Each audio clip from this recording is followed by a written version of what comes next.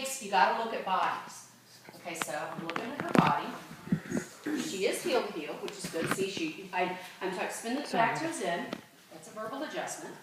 Okay, now this one, again, same thing. The outer hip. I'm gonna do an adjustment clinic before the next weekend optional.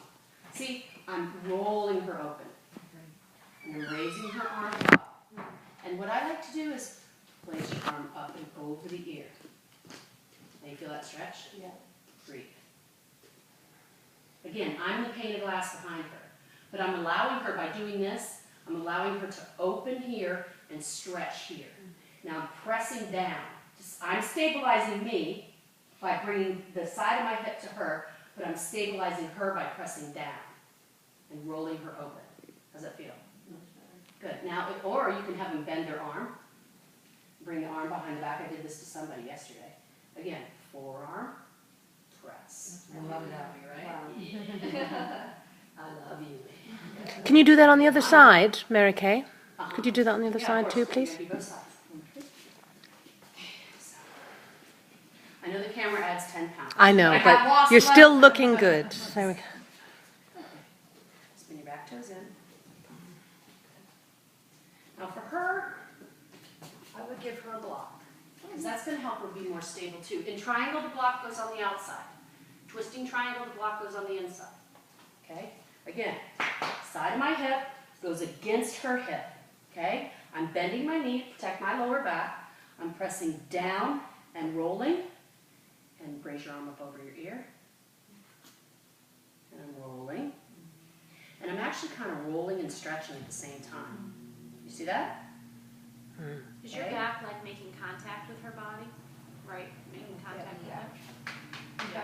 Not here. Right. Right, Hitting. Not here. My hip.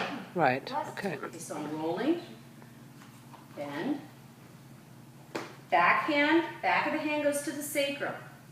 Forearm. Wow. We're good? Now look down. Do you know what happens when we look up? Nothing. Nothing. Doesn't that feel better looking down?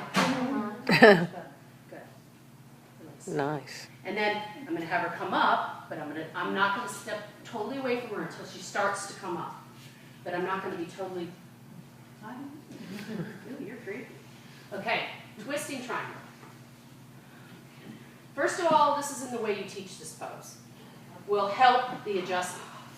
So if I have them, if I'm going to do triangle, then twist, wait. Just come into a triangle. Just we're not even going to mess with that right now. So I got her in triangle, I got her where I want her to be. The block goes on the other side. Okay? Now, press down through both feet and inhale, come on up. Swing your arms around the other way. Place your right hand on your right, place your right hand on your right hip. Fingers on your right hip. And this is where modeling would be good.